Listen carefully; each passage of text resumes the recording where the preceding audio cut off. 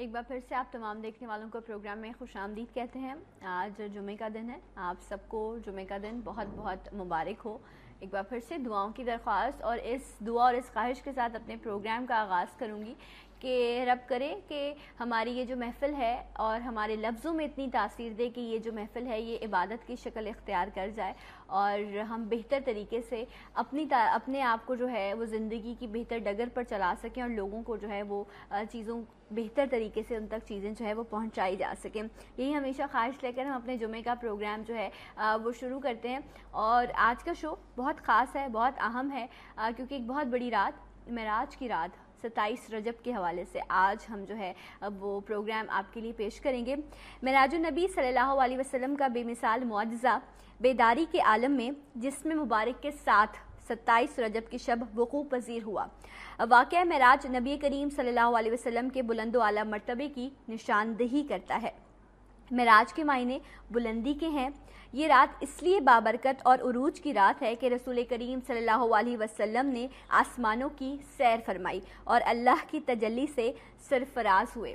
جو شب معراج ہے، اس کے پیچھے آخر کیوں ضرورت پیش آئی اس کہ شب معراج کا یہ جو واقعہ ہے یہ پیش آتا، اور کیا کیا عبادات ہیں جو ہمیں اس رات میں کرنی چاہیے۔ یہ بھی کہتے ہیں کہ اس رات جتنی آپ عبادات کرتے ہیں، جتنے آپ نوافل پڑھتے ہیں، تو اس کا ثواب جو ہے وہ آپ کو 100 سال کی عبادت کے مترادف ملتا ہے، اور بہت ساری عبادت ہیں جن کا ذکر کیا جاتا ہے۔ یہ تمام چیزیں آج ہم اپنے پروگرام میں ضرور ڈسکس کریں گے۔ اوپن پلیٹ فارم ہے، آپ پروگرام میں شامل ہو سکتے ہیں، اپنے سوالات آپ کر سکتے ہیں پروگرام میں، اور مفتی صاحب ہمارے ساتھ موجود ہوتے ہیں تو میں تعارف کراتی چلوں، بلکہ یہ تو کسی تعارف کے محتاج نہیں ہیں، ماشاءاللہ سے آپ ان کو مختلف چینلز پر دیکھتے ہیں، ایوری فرائیڈے آپ میرے پروگرام میں ان کو دیکھتے ہیں۔ سو ویلکم کرتے ہیں، ہمارے ساتھ موجود ہیں مفتی محمد شاہد صاحب۔ السلام علیکم۔ وعلیکم السلام ورحمۃ اللہ مفتی وبرکاتہ۔ صاحب آپ کیسے ہیں؟ الحمدللہ۔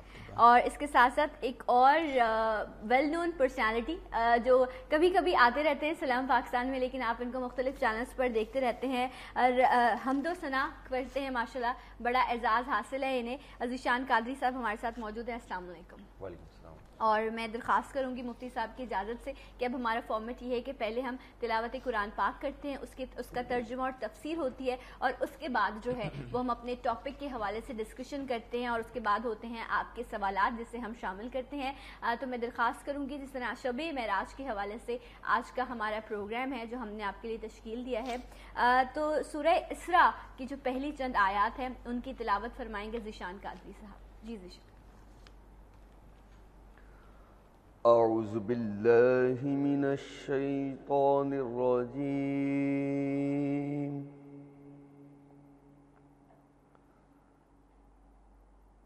بسم اللہ الرحمن الرحیم۔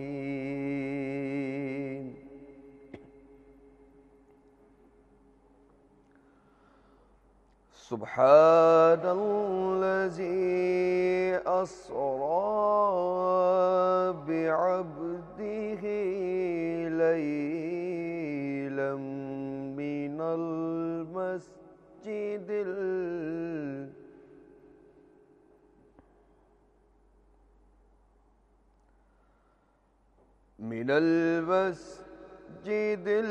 الحرام إلى المسجد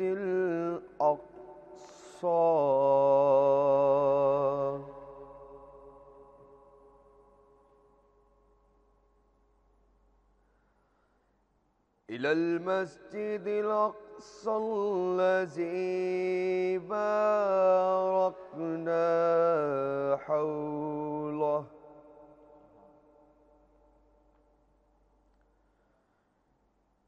لنري من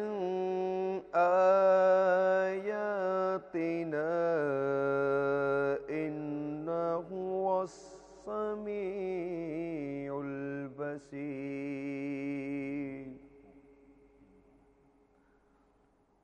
من آياتنا إنه هو السميع البصير۔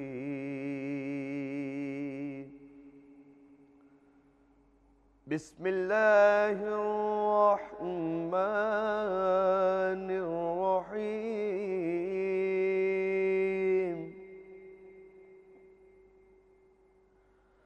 إنا أعطيناك الكوثر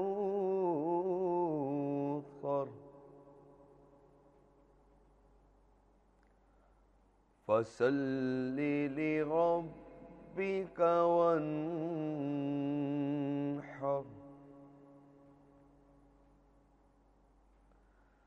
إن شانئك هو الأبتر صدق الله العظيم. سبحان اللہ سبحان اللہ. درخواست ہے مفتی صاحب سے کہ اس آیت کا ترجمہ اور تفسیر ہمارے لیے پیش کریں. اعوذ باللہ من الشیطان الرجیم. بسم اللہ الرحمن الرحیم. سورہ اسراء کی ابتدائی آیت اور سورہ کوثر کی تلاوت کی گئی، اور آج کے اس پروگرام میں ہم نے سورہ اسراء کی ابتدائی آیات کا انتخاب اس لیے فرمایا کہ یہ وہ آیات ہیں کہ جس میں اللہ تبارک و تعالی نے اپنے پیارے محبوب صلی اللہ علیہ وسلم کے سفر معراج کو ذکر فرمایا ہے. تو چونکہ اسراء کا لفظ سورت میں آیا ہے تو اسی مناسبت سے اسے سورہ اسراء بھی کہا جاتا ہے، اور بعض محققین نے اسے سورہ بنی اسرائیل بھی کہا ہے، اور بعض لوگوں نے اسے سورہ سبحان کہا ہے کیونکہ اس سورت کا پہلا لفظ سبحان سے شروع ہو رہا ہے. لیکن صحیح بات یہ ہے کہ سورہ اسراء یہ ایک ایسا نام ہے کہ جو دلائل کے مطابق ہے. اللہ تبارک و تعالی ارشاد فرماتا ہے سبحان، پاک ہے، الذی وہ ذات، اسرا جو سیر پر لے گیا، بعبدہ اپنے بندہ خاص کو، لیلن رات کے مختصر سے حصے میں. سیر کہاں سے شروع ہوئی؟ فرمایا من المسجد الحرام، مسجد حرام سے. کہاں تک لے گیا؟ فرمایا الی المسجد الاقصی، مسجد اقصی تک. کون سی مسجد اقصی؟ فرمایا الذی وہ، بارکنا حولہ کہ جس کے گرد ہم نے برکت رکھی. کیوں لے گیا اپنے بندہ خاص یعنی نبی کریم صلی اللہ علیہ وسلم کو؟ لنوریہ، تاکہ ہم دکھا دیں اپنے بندہ خاص کو، من آیاتنا اپنی نشانیاں. انہ هو السمیع البصیر، بے شک وہی سننے والا اور دیکھنے والا ہے، یعنی وہ سمیع بھی ہے اور بصیر بھی ہے. بنیادی طور پر اس کی تفسیر میں یہ تو ہم نے ترجمہ ذکر کیا، مختصراً اس کی تفسیر یہ ہے کہ نبی کریم صلی اللہ علیہ وآلہ وسلم کا جو سفر معراج ہے اس کے 4 حصے ہیں. پہلا حصہ مسجد حرام سے مسجد اقصی، دوسرا حصہ مسجد اقصی سے سدرۃ المنتہا، تیسرا حصہ سدرۃ المنتہا سے عرش اعلیٰ، اور چوتھا حصہ عرش اعلیٰ سے لامقام اللہ سے ملاقات. نبی کریم صلی اللہ علیہ وآلہ وسلم کا یہ عظیم معجزہ ہے کہ اللہ نے آپ کو جاگتی آنکھوں سے اپنا دیدار عطا فرمایا. اور اس کا ذکر ہمیں اشارتاً سورہ نجم میں ملتا ہے کہ جب اللہ کا دیدار ہوا تو قرآن فرماتا ہے کہ ما زاغ البصر وما طغى، کہ اللہ کا دیدار کیا اور آنکھ چھپکی بھی نہیں اور اپنے رب کو دیکھ لیا. کیا بات ہے. اور یہاں پر یہ وضاحت بھی میں ضمنی طور پر ناظرین کے لیے کر دوں کہ نبی کریم صلی اللہ علیہ وسلم کو کوئی ایک بار معراج نہیں ہوئی. نبی کریم کو اپنی حیات ظاہری میں علماء نے لکھا ہے 30 بار، 30 ٹائم معراج ہوئی، جن میں سے 29 بار جو معراج ہوئی وہ منامی معراج تھی. وہ کیا ہوتا ہے؟ منامی مینس خواب میں، خواب میں، جسم کے ساتھ جاگتے ہوئے نہیں گئے، خواب میں معراج ہوئی، اللہ کا دیدار کیا. اور ایک جو معراج ہے 30ویں نمبر پر، یہ وہ معراج ہے کہ جس میں نبی کریم صلی اللہ علیہ وسلم حالت بیداری میں، جس میں ظاہری کے ساتھ آپ تشریف لے گئے مسجد حرام سے مسجد اقصی تک براق پر، پھر مسجد اقصی سے سدرۃ المنتہا تک بھی براق پر، پھر سدرۃ المنتہا سے عرش معلیٰ تک رف یہ ایک تخت تھا. اچھا، اس تخت پر آپ تشریف فرما ہوئے، براق سے پھر تخت پر تشریف لائے. اور ہم وہ امت ہیں کہ لوگ جب جہاز اڑا تھا تو بڑے حیران ہوئے تھے کہ اتنا بڑا جہاز اتنے لوگوں کو لے کے کیسے اڑ رہا ہے. ہم تو وہ اس نبی کے ماننے والے ہیں کہ جن کے نبی نے آج سے 1450 سال پہلے عرش معلیٰ تک تخت پر باقاعدہ جو ہے وہ سفر فرمایا ہے. اور پھر عرش معلیٰ کے بعد اللہ کے حضور حاضر ہوئے تو وہ نبی کریم صلی اللہ علیہ وسلم پیدل تشریف لے گئے اور بہت خوب فرمایا کہ وہی لا مکان کے مکی ہوئے.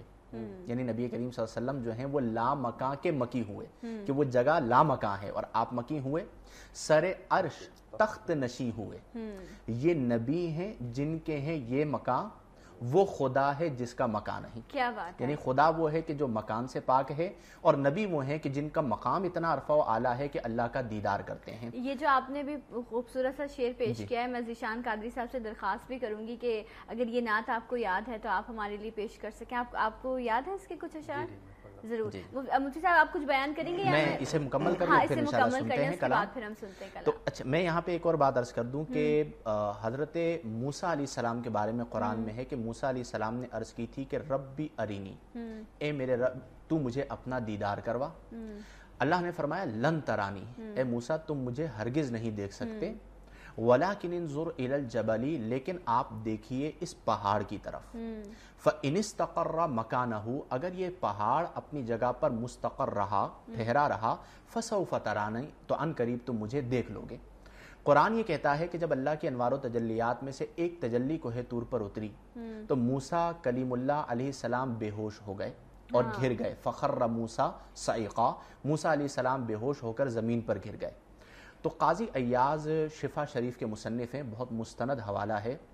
یہ ایک بڑی پیاری بات لکھتے ہیں کہ جب موسیٰ علیہ السلام نے آنکھ کھولی، ہوش آیا، تو آپ کی بصارت یعنی آپ کی آنکھوں کی نورانیت کا، چونکہ اللہ کی انوار و تجلیات میں سے تجلی اتری ہے، تو تیزی کا عالم یہ تھا کہ وہ فرماتے ہیں کہ کان یبصر النملۃ السوداء فی اللیلۃ الظلماء من عشرۃ فراسخہ، کہ موسیٰ علیہ السلام اندھیری رات کی تاریکی میں سیاہ چونٹی کو 30 فرسخ کے فاصلے سے دیکھ لیتے تھے.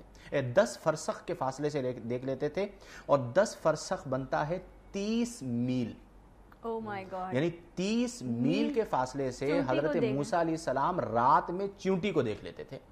تو آپ فرماتے ہیں کہ جب ایک تجلی اترنے کے بعد بصارت موسیٰ کا عالم یہ ہے تو معراج کی رات بغیر حجاب کے جنہوں نے رب کا دیدار کیا تو ان کی بصارت کا عالم کیا ہوگا، جنہوں نے اللہ کا دیدار کیا. اور یہ نبی کریم صلی اللہ علیہ وسلم کا معجزہ ہے کہ آپ نے جاگتی آنکھوں سے اپنے رب کا دیدار کیا اور اس مقام پر پہنچے کہ جہاں پر اگر جبریل جائیں تو ان کے پر جل جائیں. کیا بات ہے. وہاں پر نبی کریم صلی اللہ علیہ وسلم پہنچتے ہیں اور پھر ہم آگے چل کے مزید سوالات ہوں گے تو اس کی روشنی میں ڈسکس کریں گے کہ کس طرح معراج ہوا. یقیناً.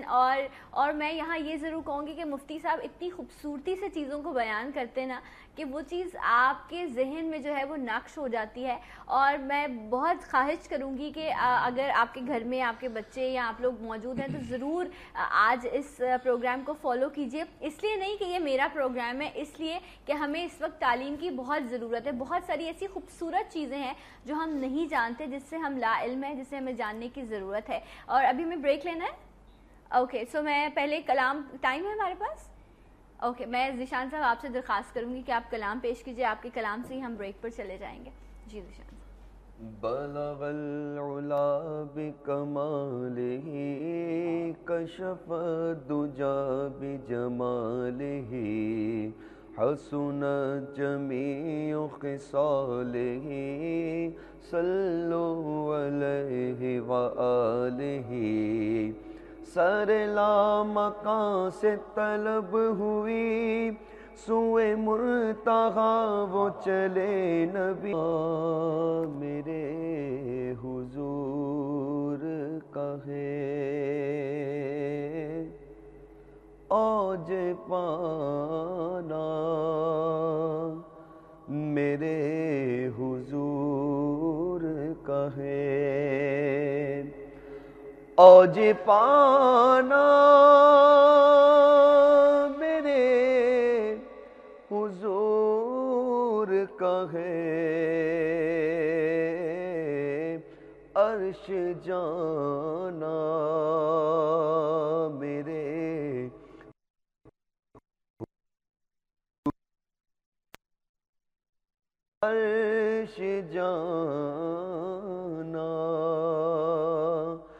میرے حضور کا ہے، اور عرش سے بھی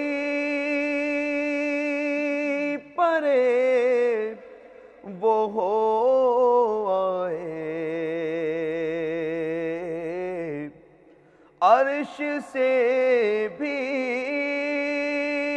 پرے وہ ہو آئے، آنا جانا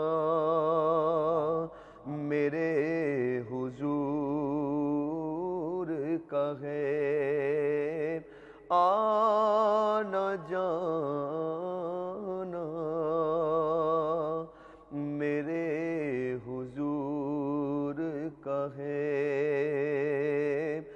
لال و یاقوت و نیلم و مرجان، لال و یاقوت و نیلم و مرجان، ہر خزانہ میرے حضور کا ہے، ہر خزانہ میرے حضور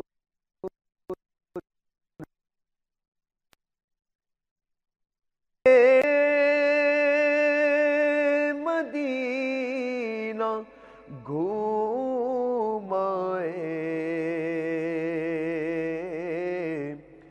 بیٹھے بیٹھے مدینہ گھومائے، کیا بلانا میرے حضور کا ہے، کیا بلانا میرے حضور کا ہے، کاش کہنے لگے یہ لوگ عبید تو دیوانہ میرے حضور کا ہے، اوج پانا میرے حضور کا ہے۔ سبحان اللہ، سبحان اللہ۔ جتنا میٹھا میرے محمد کا نام ہے اتنا ہی میٹھا میرے محمد کا ذکر بھی ہے، تو اس ذکر کو بلند کیجئے، درود پاک کا ورد کیجئے۔ اور آج شب معراج کے حوالے سے ہم اپنے پروگرام میں ڈسکشن کر رہے ہیں۔ مفتی صاحب، میں بھی ایک چیز سوچ رہی تھی تو میں چاہوں گی کہ تھوڑا سا آپ اس حوالے سے ذکر کر دیجئے تاکہ پھر ہم شب معراج کے واقعے کی طرف بڑھیں کہ حرمت والے مہینے رجب، شعبان اور رمضان، اور ابھی 27 رجب جسے شب معراج کہا جاتا ہے، مسلمانوں کو کتنی کمر کس لینی چاہیے ان 3 مہینوں کے حوالے سے، اور کیا کیا تیاری ہمیں کرنی چاہیے، کیونکہ رجب بھی آلموسٹ گزر چکا ہے، 27 رجب ہے، پھر شعبان ہے، رمضان ہے، اور ان حرمت والے مہینوں کے حوالے سے بہت ساری چیزیں ہمیں ملتی ہیں، بہت ساری روایات ملتی ہیں، بہت فضیلت ہے اس کی، تو کچھ چیدہ باتیں آپ رجب کے حوالے سے بتانا چاہیں گے؟ دیکھیں، رجب، شعبان اور رمضان، جی، یہ تینوں مبارک مہینے ہیں، اور ان تینوں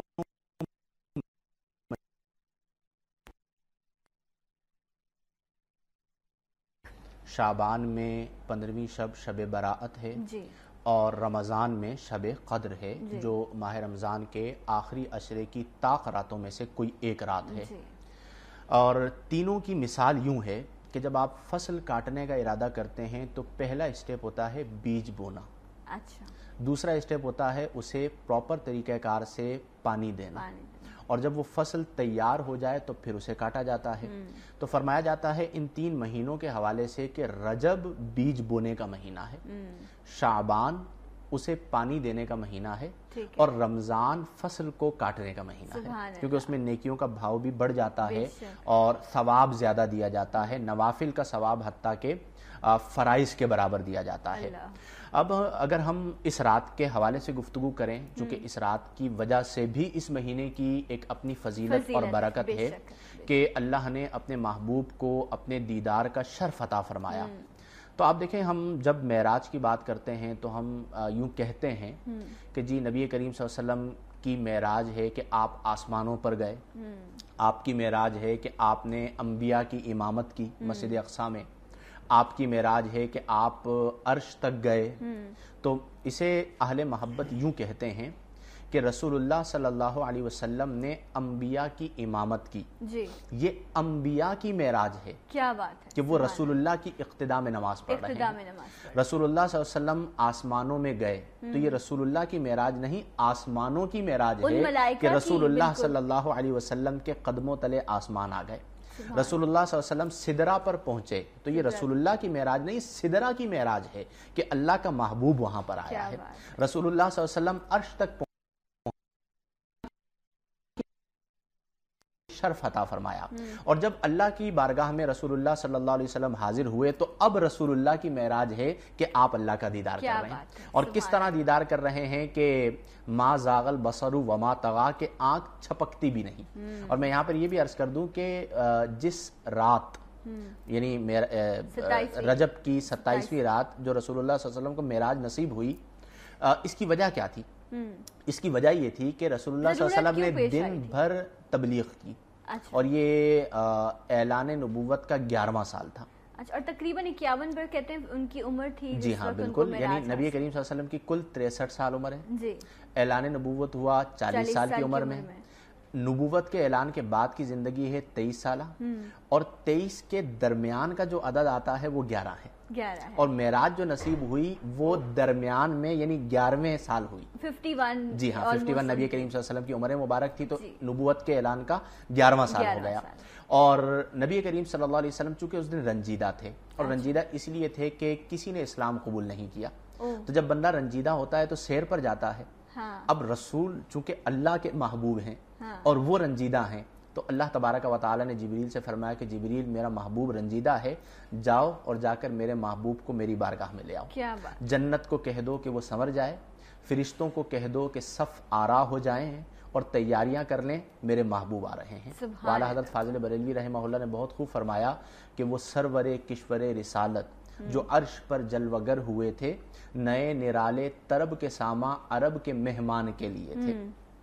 بہار ہو شادیاں مبارک، گلوں کو آبادیاں مبارک، ملک فلک سب اپنی لے میں وہ گھر انادل کا بولتے تھے۔ اور پھر جب معراج کی رات مسجد اقصی، آپ بڑی خوبصورتی سے آپ بیان کریں، لیکن کچھ سوالات اس میں ایڈ کر دوں۔ کچھ لوگوں کے ابھی بھی ذہن میں، حالانکہ ماشاءاللہ سے بارہا اس بات کا ذکر ہو چکا، لیکن ابھی تک لوگ یہ سوال کرتے ہیں کہ کیا جسمانی معراج حاصل ہوئی تھی؟ لیکن جس طرح ابھی آپ نے بات کی کہ نماز بھی پڑھائی گئی اور تمام چیزیں نشاندہی کرتی ہیں کہ وہ ایک جسمانی معراج تھی۔ میں یہاں پر دلیل کے طور پر ایک بات ذکر کر دیتا ہوں کہ جو آیت ہم نے پڑھی تھی نا، سبحان الذی اسری بعبدہ، تو وہاں پر جو لفظ عبد ہے یہ جسم مع روح کو کہا جاتا ہے۔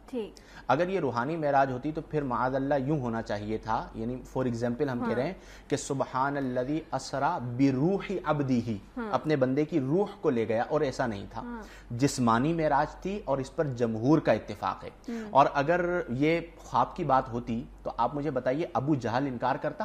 اس نے انکار کیوں کیا تھا؟ اس نے انکار ہی اس وجہ سے کیا تھا کہ رسول اللہ صلی اللہ علیہ وسلم نے یہ دعویٰ فرمایا تھا، یہ ارشاد فرمایا تھا کہ میں جسم کے ساتھ جو ہے وہ مسجد اقصی کو دیکھ کر آیا ہوں، اور پھر رسول اللہ صلی اللہ علیہ وسلم نے نشانیاں بھی بتائیں مسجد اقصی کی، اور وہ حیران اس بات پر تھے، یعنی انہوں نے انکار اس لیے کیا تھا کہ اس زمانے میں مسجد اقصی کا جو سفر تھا مسجد حرام سے وہ تقریباً 1.25 مہینے کا سفر تھا، اور رسول اللہ صلی اللہ علیہ وسلم نے فرمایا کہ میں رات کے مختصر سے حصے میں ہو کے آ گیا، اور ابو جہل نے جو ہے وہ صدیق اکبر رضی اللہ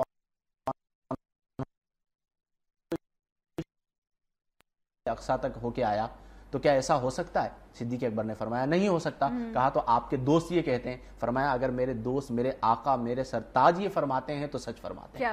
اس کی وجہ یہ ہے کہ ہم اگر کسی چیز کو دیکھتے ہیں تو عقل کے ترازو میں تولتے ہیں، لیکن رسول اللہ صلی اللہ علیہ وسلم کی ذات اور آپ کو عطا کردہ صفات جو ہیں وہ عقل سے ماورا ہیں. اور یہاں پر آپ دیکھیے کہ کتنا پیارا انداز ہے کہ اللہ نے سیر کی نسبت اپنے محبوب کی طرف نہیں کی، اپنی ذات کی طرف کی. کیا فرمایا؟ سبحان الذی، پاک ہے وہ ذات، اسرا جو سیر پر لے گیا، یعنی سیر پر رسول اللہ گئے، لیکن پاکی اللہ اپنی بیان فرما رہا ہے کہ پاک ہے وہ ذات جو اپنے بندہ خاص کو سیر پر لے گیا. مطلب کیا ہے کہ لوگوں اگر تم کو میرے محبوب کا سیر پر جانا سمجھ میں نہیں آتا تو میرا لے جانا سمجھ میں آتا ہے، تبھی مان لو. ورنہ عشق والوں کو تو رسول کریم صلی اللہ علیہ وسلم کا جانا بھی سمجھ میں آتا ہے. اور رسول اللہ صلی اللہ علیہ وسلم نے جو اللہ کا دیدار کیا، شیخ عبدالحق محدث دہلوی رحمہ اللہ فرماتے ہیں کہ جو اس طرح کی روایات ہیں، یعنی جنہیں ہم کہتے ہیں اصطلاحی اعتبار سے احادیث قدسیہ، کہ جن میں اللہ نے فرمایا کہ اے محبوب لولا کا، اگر آپ نہ ہوتے تو لما خلقت الافلاک، میں آسمانوں کو نہ بناتا. لولا کا، اے محبوب اگر آپ نہ ہوتے، لما خلقت الارضین، میں زمینوں کو نہ بناتا.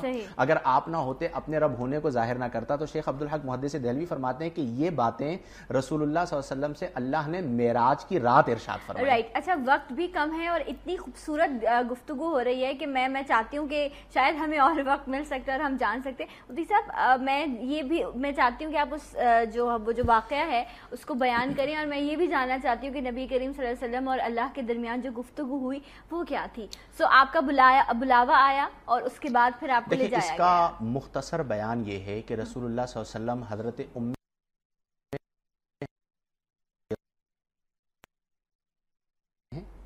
اور رسول اللہ کے قدموں کو بوسہ دے کر جگاتے ہیں. سبحان اللہ. اور عرض کرتے ہیں کہ اللہ تبارک و تعالی آپ کو ملاقات کے لیے بلا رہا ہے. آپ صلی اللہ علیہ وسلم براق پر سوار ہوتے ہیں اور مسجد حرام سے مسجد اقصی پہنچتے ہیں. اسی دوران آپ جہنم کو بھی دیکھتے ہیں، اس کا مشاہدہ بھی کرتے ہیں، اس کے عذاب کو بھی دیکھتے ہیں کہ کیا کیا عذابات ہو رہے ہیں جسے رسول اللہ نے بیان کیا. عالم برزخ کو بھی دیکھتے ہیں اور موسیٰ علیہ السلام کی قبر کے پاس سے گزرتے ہیں اس حال میں کہ موسیٰ علیہ السلام اپنی قبر میں نماز پڑھ رہے ہوتے ہیں. پھر جب آپ مسجد اقصی پر پہنچتے ہیں تو مسجد اقصی پر موسیٰ علیہ السلام بھی پہنچ چکے ہوتے ہیں اور تمام انبیاء حضرت آدم علیہ السلام سے لے کر نبی کریم صلی اللہ علیہ وسلم تک پچھلے جتنے انبیاء ہیں وہ مسجد اقصی میں آپ کے استقبال کے لیے موجود ہوتے ہیں. آپ پہنچتے ہیں، سب صف آرا ہو جاتے ہیں اور رسول اللہ صلی اللہ علیہ وسلم امامت فرماتے ہیں. ان کی اقتداء میں اور بہت خوب فرمایا کہ نماز اقصی میں تھا یہی سر، یعنی اقصی میں جو نماز ہوئی اس میں یہ سر تھا، یہ راز تھا. کیا راز تھا؟ کہ آیا ہو معنی اول آخر، رسول اللہ اول بھی ہیں اور رسول اللہ آخر بھی ہیں. اس معنی کو ظاہر کیا جائے کہ دست بستہ ہے پیچھے حاضر جو سلطنت آگے کر گئے تھے، یعنی جو انبیاء پہلے گزر چکے تھے، سلطنت کر چکے تھے، وہ بھی آپ کے پیچھے دست بستہ حاضر ہیں. امامت کرنے کے بعد پھر رسول اللہ صلی اللہ علیہ وسلم وہاں سے براق ہی پر آسمانوں کی سیر کے لیے روانہ ہوتے ہیں. پہلا آسمان، دوسرا آسمان، تیسرا، اور ہر آسمان پر ملائکہ آپ کا استقبال بھی کرتے ہیں اور ہر آسمان پر مختلف انبیاء سے بھی آپ کی ملاقات ہوتی ہے. جیسے موسیٰ علیہ السلام سے 5ویں آسمان پر ملاقات ہوئی. اور پھر یہ سفر چلتے چلتے براق کا جو سفر ہے یہ سدرۃ المنتہا تک پہنچتا ہے. منتہا کا معنی ہوتا ہے انتہا کی جگہ، اور سدرہ 7ویں آسمان کے بعد، یعنی یوں سمجھ لیجیے کہ 7ویں آسمان کے بعد بالکل جو اختتامی مقام ہے جہاں تک جبریل کی رسائی ہے. اور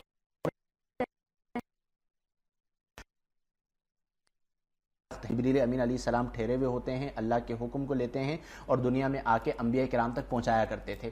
وہاں تک براق پر پہنچتے ہیں. اب وہاں کے بعد چونکہ منتہا ہے نا مخلوق، وہاں سے آگے کوئی نہیں بڑھ سکتا، تو جبریل بھی وہاں پر ٹھہر جاتے ہیں. بقول شاعر کہ جبریل ٹھہرے سدرہ پر اور عرض کی رہبر رہبر، جو آگے بڑھے ہم ایک قدم جل جائیں گے میرے بالوں پر، اب ہم تو یہیں رہ جاتے ہیں.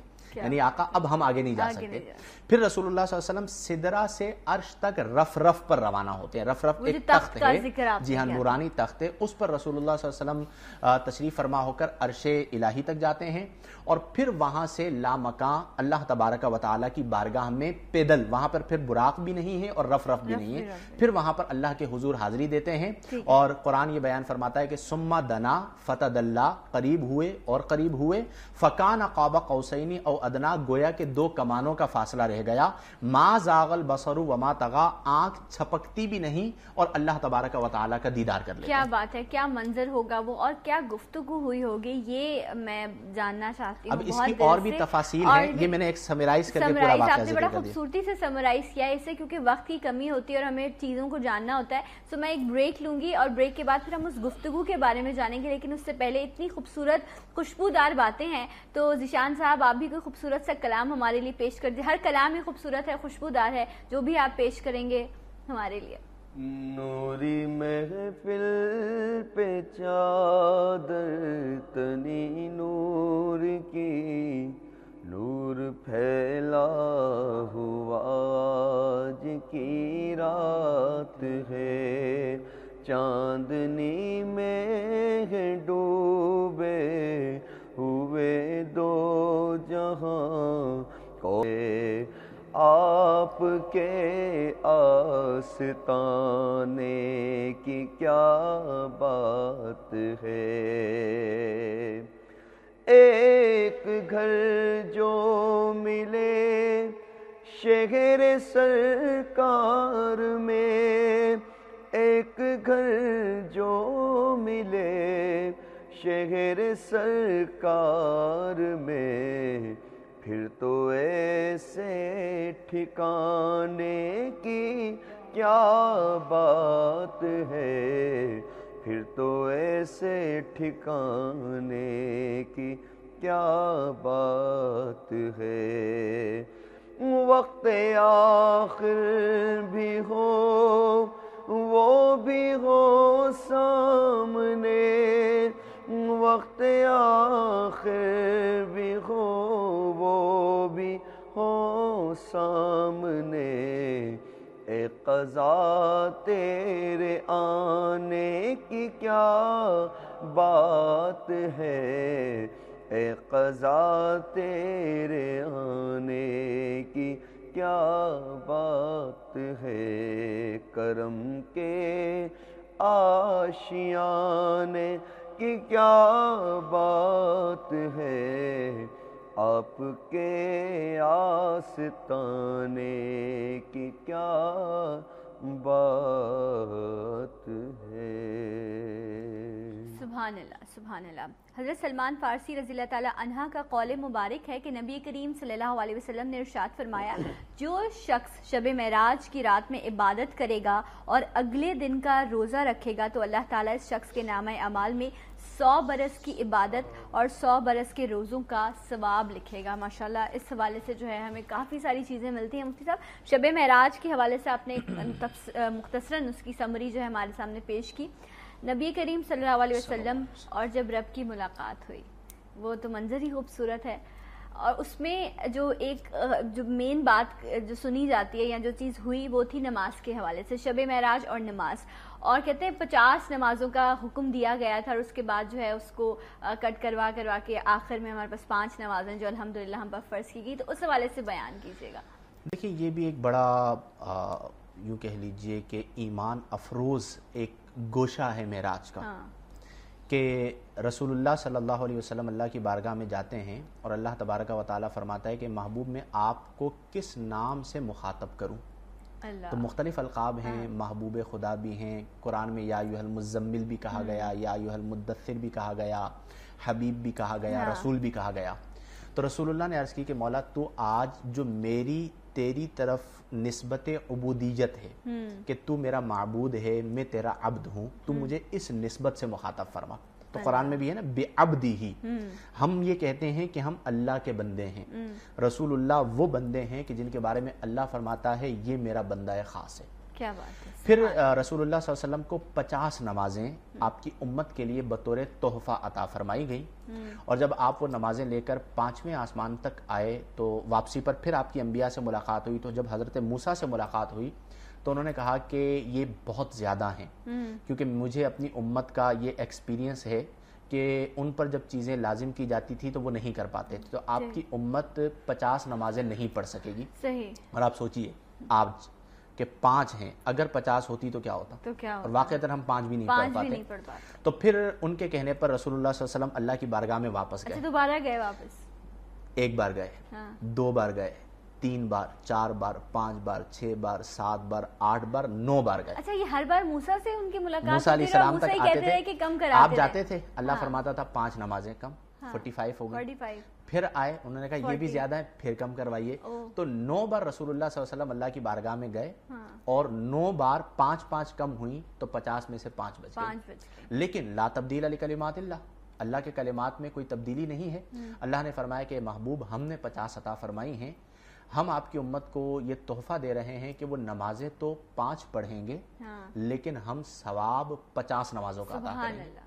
یہ ایک خاص نبی کریم صلی اللہ علیہ وسلم سے نسبت کی بنا پر ہم پر اللہ کا فضل ہے کہ ہم 5 نمازیں پڑھتے ہیں, لیکن اللہ تعالی ہمیں ثواب 50 نمازوں کا عطا فرماتا ہے. میں یہاں پر چونکہ اختتامی لمحات ہیں, ایک پیغام دینا چاہوں گا بڑے واضح الفاظ میں کہ دیکھیں ہم معراج کا ذکر کرتے ہیں, ہوتے ہیں, چہروں پر طمانینت اور مسکراہٹ آتی ہے, دلوں کو اطمینان ملتا ہے, اور یہ ہمارا حق ہے کہ ہم اپنے رسول کی معراج کو ذکر کریں. لیکن ہمیں یہ بھی نہیں بھولنا چاہیے کہ یہ رات وہ رات ہے کہ جس میں نمازیں فرض ہوئیں, اور آج ہمارا حال یہ ہے کہ ہم 5 نمازیں نہیں پڑھتے. بے شک. ابھی اس وقت جو لوگ ہمیں سن رہے ہیں, اپنے ٹیلی ویژن اسکرین کے سامنے موجود ہیں, وہ اپنے آپ سے پوچھیں کیا آج ہم نے فجر پڑھی تھی؟ جمعہ پڑھ کے مطمئن ہو جاتے ہیں, رات کو تھکے ہوتے ہیں تو عشاء نہیں پڑھتے. تو کم از کم معراج سے ہم یہی سوچ اور فکر لے لیں کہ اس رات نمازیں فرض ہوئی ہیں تو ہم نے 5 نمازوں کی پابندی کرنی ہے. مفتی صاحب مختصراً بتا دیں کہ جو شب معراج 27 رجب کی شب ہے, یعنی کہ کل جو ہفتے کے رات جو ہے جو بنتی ہے, اس حوالے سے آپ کیا عبادات جو ہیں وہ ضروری ہیں جو کرنی چاہیے؟ دیکھیں میں اس میں عرض کروں گا کہ معراج کی رات مغرب سے شروع ہو جاتی ہے. سب سے پہلے اللہ کا شکر ادا کریں.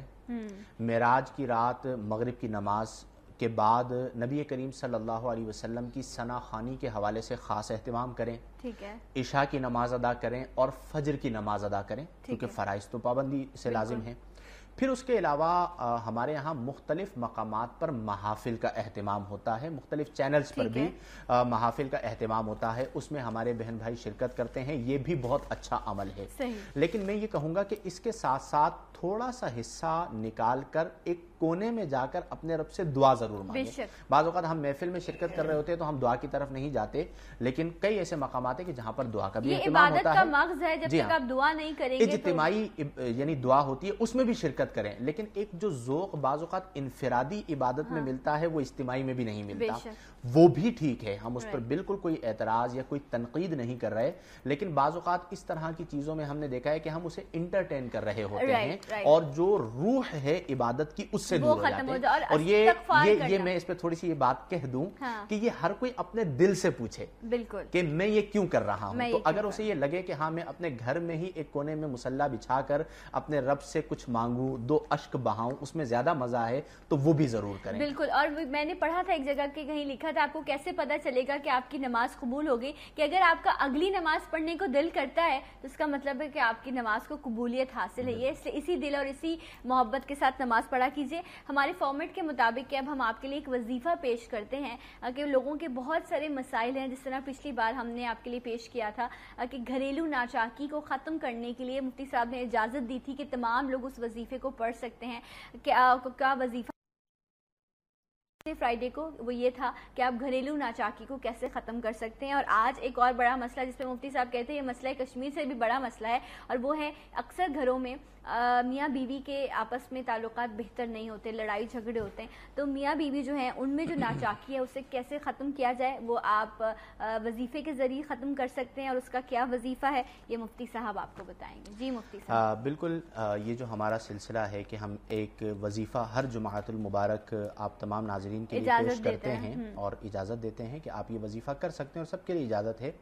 آج جو وظیفہ ہم بتا رہے ہیں اس کا عنوان ہے میاں بیوی میں ناچاکی ختم کرنے کا وظیفہ۔ ٹھیک ہے، یہ وظیفہ ہے قرآن کریم فرقان حمید کی آیت کریمہ ہے مرج البحرین یلتقیان، مرج البحرین یلتقیان، مرج البحرین یلتقیان، یہ ان رائٹنگ ہمارے پیج پر جو سلام پاکستان کا پیج ہے اس پہ اور اسکرین پر بھی موجود ہے، آپ دیکھ سکتے ہیں مرج البحرین یلتقیان۔